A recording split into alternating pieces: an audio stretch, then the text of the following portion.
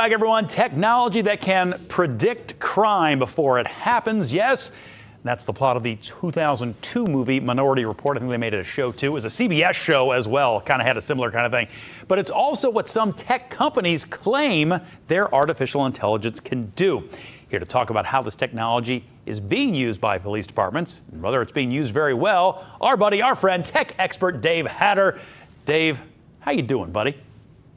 I'm good, Bob. Thanks for having me on, as always. You know, we have seen this as the subject of many movies, many TV shows. Somehow this supercomputer can tell us when a crime is going to happen, where it's going to happen, that kind of thing. But how successful, for as good, I use that, I'm air quoting that, as good as AI can be, is it any good at this?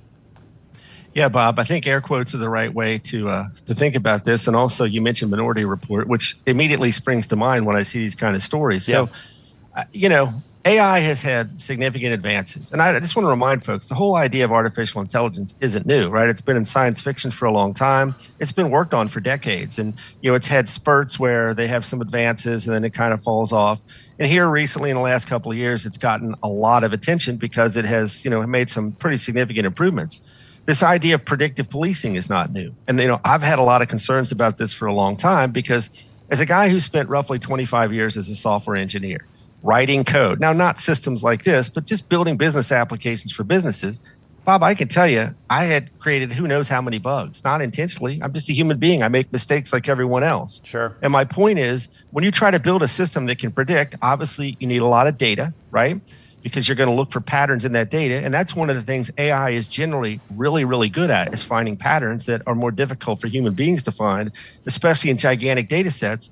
But my point is, at the end of the day, it still becomes garbage in, garbage out, right? You've heard this about computers forever, whether it's potential mistakes or biases in the algorithms, the programming that's analyzing the data, or bias in the data. What you find when you look at real world results, and Wired just did a big story on this, is these systems really don't work at all. And the Wired story, they pointed out in one of the police departments had used this, it was able to predict crime correctly less than 1% of the time. Now think about that for a second. Now, than 1% of the time. So did they actually implement it? I haven't read the Wired story, so forgive me. Did they actually implement and use it, or did they just kind of test it?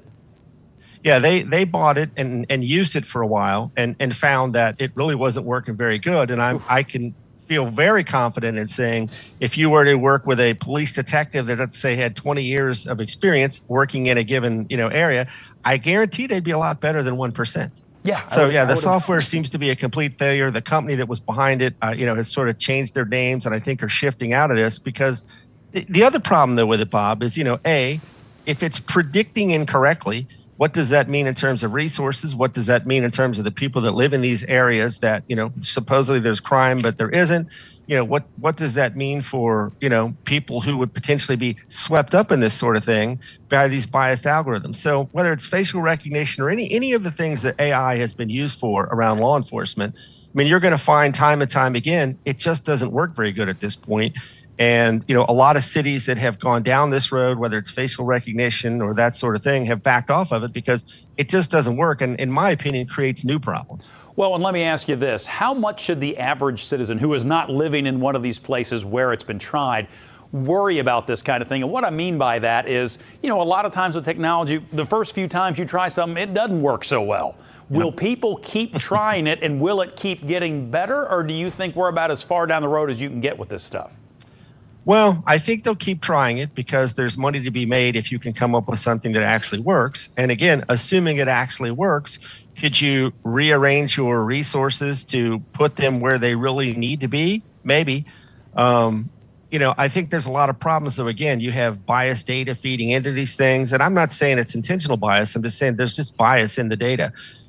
I think they'll get better over time, but I'm really concerned in the gap between where we are today and at some future point when this might actually work as the technology progresses and the software gets better and the data gets cleaner, that a lot of mistakes will be made along the way. And, my thought is outside of just testing this stuff, we really should not be implementing this kind of technology at this point because it just doesn't work. Yeah, better to have somebody with a badge probably looking over things as well. Hey, Dave, as always, we appreciate your time. I am quite sure we will be talking again soon. My pleasure, Bob. Thanks. All right, have a great day. Take care, bud.